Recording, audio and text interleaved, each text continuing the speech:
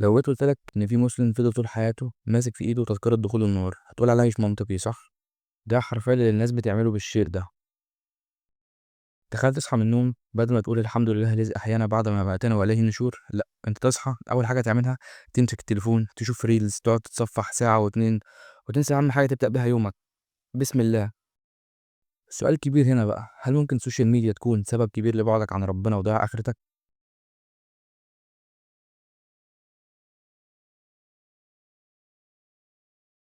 السلام عليكم ورحمة الله وبركاته، أنا إسلام جابر وده الفيديو التاني من السلسلة اللي بنتكلم فيها عن أضرار السوشيال ميديا ومعادنا النهارده مع الجانب الديني. فاكر المثال اللي ضربناه في الأول؟ أيوه، بتاع الشخص اللي هيدخّل نفسه النار بسبب التليفون. ممكن حد ييجي يقول لي لأ، مش منطقي وأنت دي مبالغة ومش عارف إيه. تعالَ بقى في النقاط اللي هاذكرها دي دلوقتي أقول لك التليفون إزاي هيدخّلك النار. أول حاجة إحنا كمسلمين موضوع الوقت ده ما ينفعش نهزر فيه خالص. الرسول صلى الله عليه وسلم كان بيقول: "نعمتان مغبون فيهما كثير من الناس، الصحة والفراغ." تخيل الصحة إن هي واحدة من أهم بل تكاد تكون أهم حاجة يمتلكها الإنسان بتقارن بالفراغ. ده يلفت نظرك إن الفراغ ده شيء مهم جدًا، جدًا، جدًا، وممكن يكون بوابة لدخولك الجنة، وممكن يكون برضه بوابة لدخولك النار.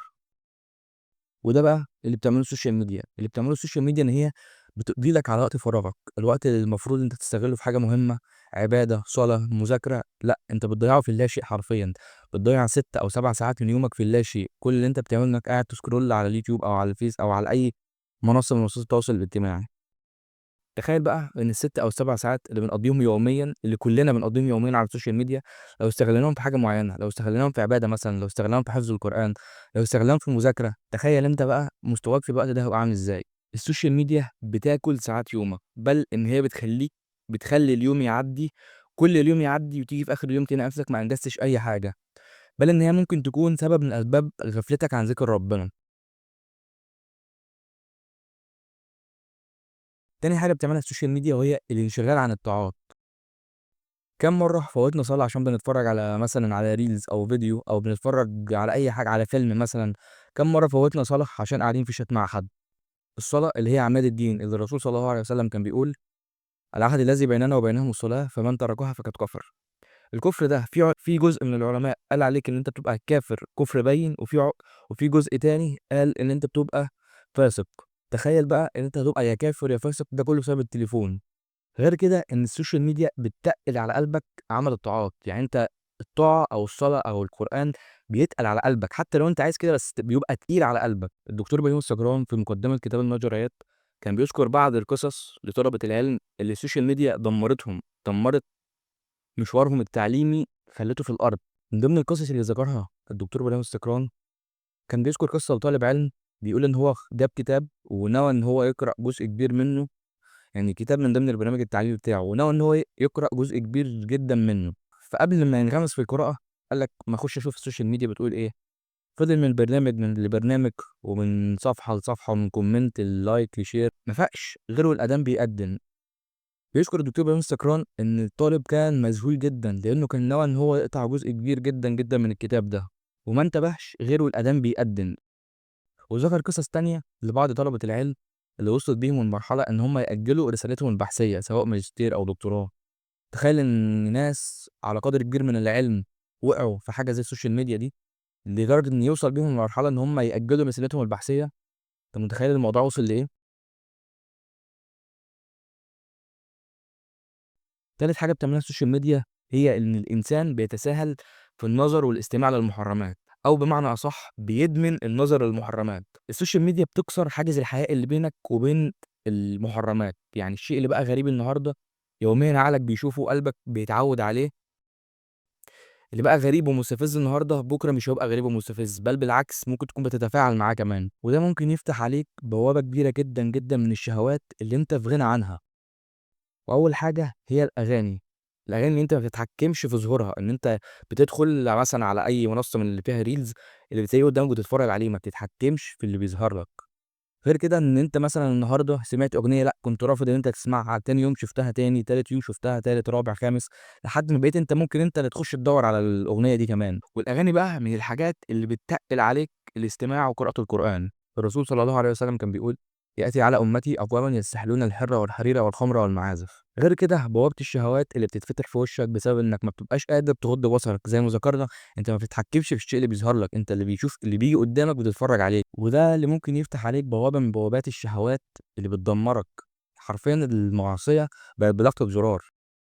وخد بالك إن كونك معترض على حاجة من الحاجات اللي بتتفرج عليها ده ما بيلغيش تأثيرها عليك. يعني مثلا أنت بتتعرض لحاجات يوميا أنت مش متفق معاها أو أنت مش حاببها، يوم ورا يوم تأثيرها بيزيد عليك حتى لو أنت رافض إنك تتفرج عليها.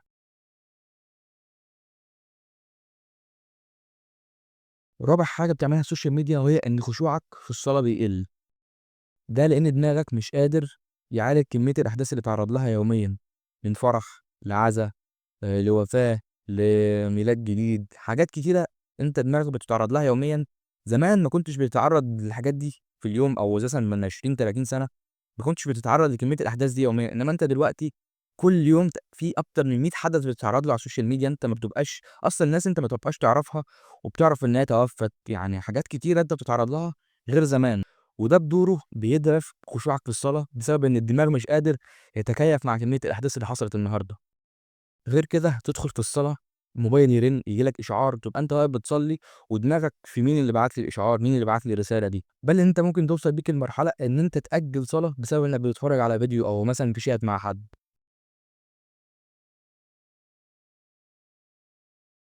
خامس حاجة هي السخط وعدم الرضا عن الذات. للأسف كمية النجاحات الكبيرة جدًا، جدًا، النجاحات المزيفة الغير حقيقية اللي بنتعرّض لها يوميًا، والصورة المثالية اللي الناس دايمًا بتحاول تصدّرها لك على السوشيال ميديا، ده بيقلل من رضاك عن نفسك، أو بمعنى أصح بيقلل من رضاك عن اللي عندك، وده بيولد صورة دونية للذات، إن أنت تبقى محتقر نفسك، وده ممكن يفتح عليك بوابة من بوابات الاكتئاب اللي بتقلل من إحساسك بأي إنجاز أنت بتتعرض له يوميًا، أو أي إنجاز حققته في حياتك. تشوف حياة غيرك يقل رضاك باللي عندك. سادس حاجة بتعملها السوشيال ميديا وهي الغيبة والنميمة والتنمر. أنا مش محتاج أقول لك إن الغيبة والنميمة من الكبائر، تخيل كده تيجي يوم القيامة تلاقي نفسك مفلس بدون حسنات، مع إنك كنت بتصلي وتصوم بس كنت بتغتاب حد أو كنت بتنم على حد معين. غير كده أكاد أجزم إن واحدة من أسوأ بل تكاد تكون أسوأ حاجة بتعملها السوشيال ميديا هي التنمر. غير كده إن الناس بقت بتتعامل مع التنمر إن ده بقى شخص عادي، إنك تحقق كوميديا على شخص معين، إنك تقعد تهين فيه وتطلعه مسرح زي ما بنقول. الناس بقى بتتعامل مع ده إن ده عادي وإن ده طبيعي، إن أنت كده بتضحكنا وأنت كده حبيبنا. تخيل أنت إحساس الشخص اللي بتتنمروا عليه ده إيه؟ بل إن هو ممكن يكون بيضحك معاكم كمان، بس أنت تخيل بقى هو بيروّح مثلًا بيعرف ينام بالليل والّا لأ؟ كام مرّة شُفنا حالات انتحار بسبب التنمر؟ كتير جدًا، جدًا مش هتعرف تعدّهم. طب وليه؟ عشان نضحك شوية؟ المشكلة في التنمر إن أنت أوقات ممكن يكون في حاجات أنت معترض عليها بس بتمشّي الدنيا عشان تضحك.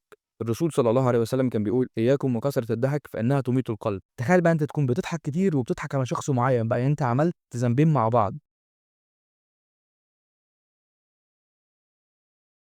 سابع حاجة بتعملها السوشيال ميديا وهي الاستهزاء بالدين والاستهزاء بالشعائر الدينية. حد هيقول لي إحنا إيه اللي وصّلنا للمرحلة دي؟ هاقول لك ده اللي بتعمله حرفيًا السوشيال ميديا.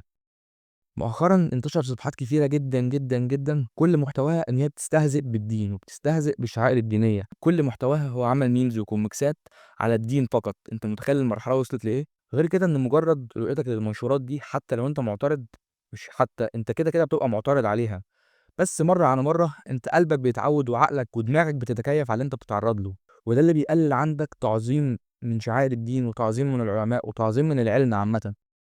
قبل ما أنهي الحلقة حابب ألفت نظرك لحاجة، إن معظم الحاجات اللي ذكرتها في الفيديو دي أنا بانصح بيها نفسي قبل ما بانصحك، يعني مش عايزك تاخد الموضوع بشكل شخصي. بس كده دي تكون نهاية حلقتنا النهارده، المفروض بعد اللي سمعته في الحلقة دي والحلقة اللي فاتت تكون خلاص أخدت القرار، ولو خلاص أخدت القرار استناني بقى الحلقة الجاية أقول لك تعمل إيه.